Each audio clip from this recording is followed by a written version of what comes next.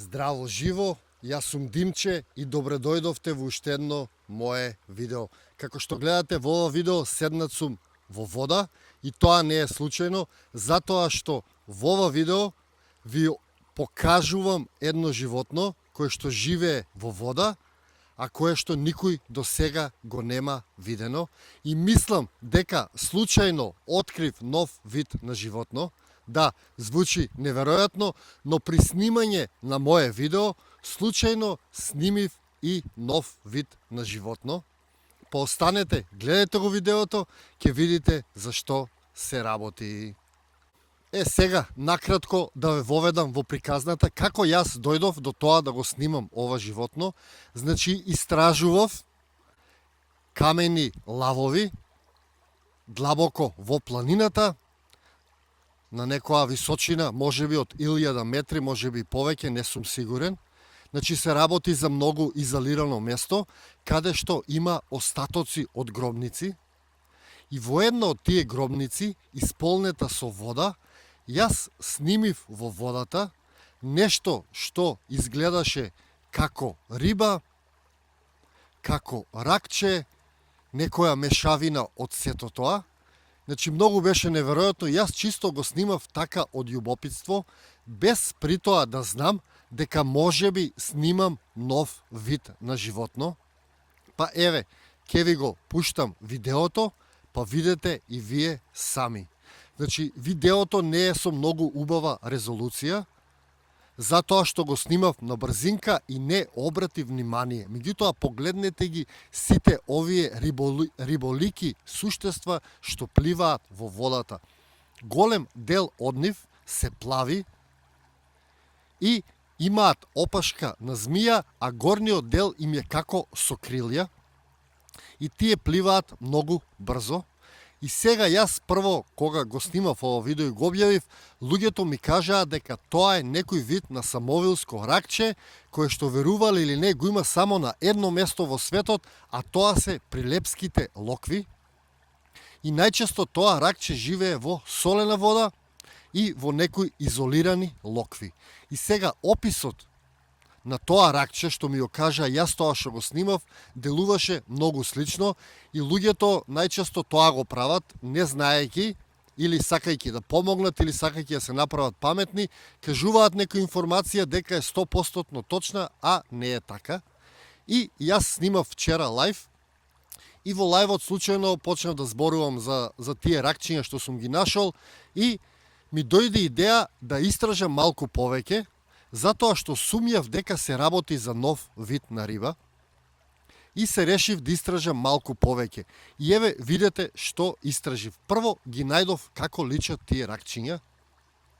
Значи, да, ова ракче личи баш на ракче и има својства на ракче и се нарекува самовилско ракче.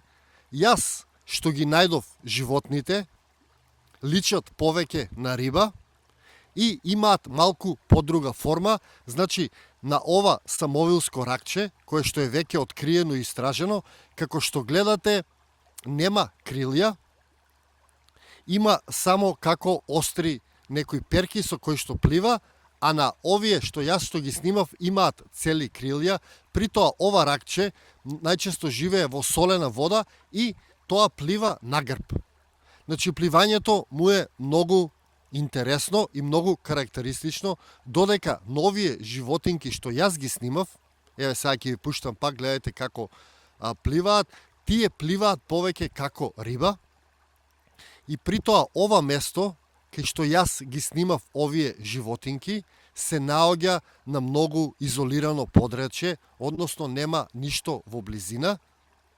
И мислам дека оваа гробница, кај што пливаа овие риболики суштества, можеби е поврзана со некоја подземна вода, која што продолжува понатаму во пештера.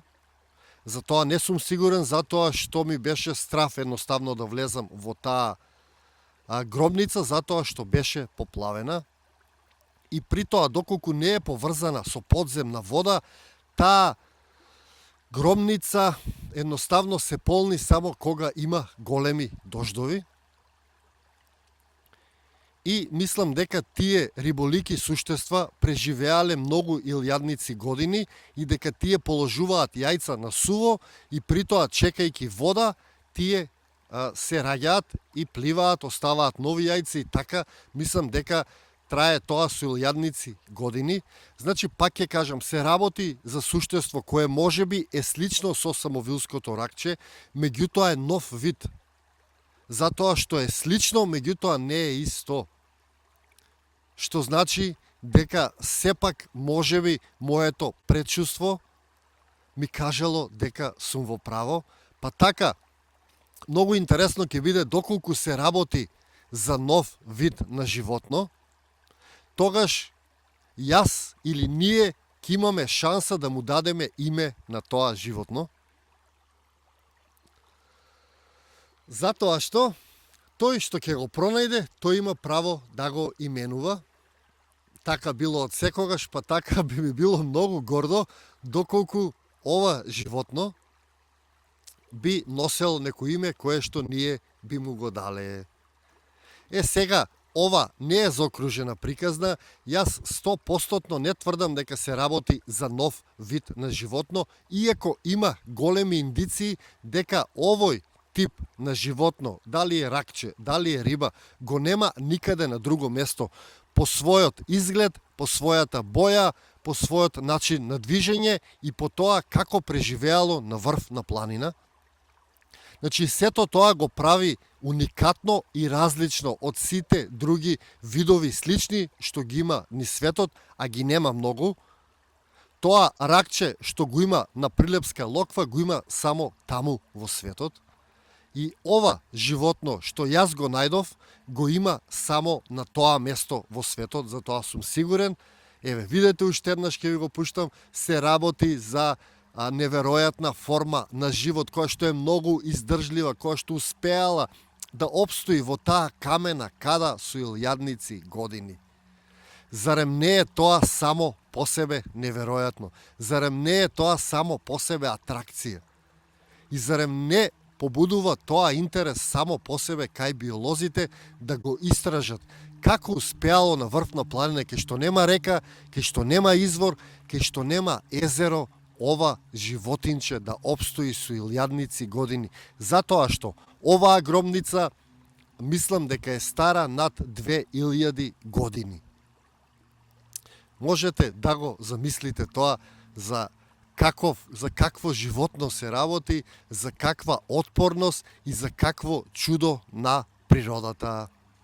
Така да се решив да снимам уште едно видео за ова животно, па да видиме можеби некој биолог ќе се заинтересира, па ќе отидеме на тоа место, ќе го истражиме тоа место. Јас немам против да го однесам било кој што сака да го истражи тоа животинче и да утврдиме дали се работи за нов вид или дали се работи за самовилско ракче. Според мене, можеби се работи за животно од фамилијата на самовилско ракче, меѓутоа многу различно од сите други што може да се најдат во светот.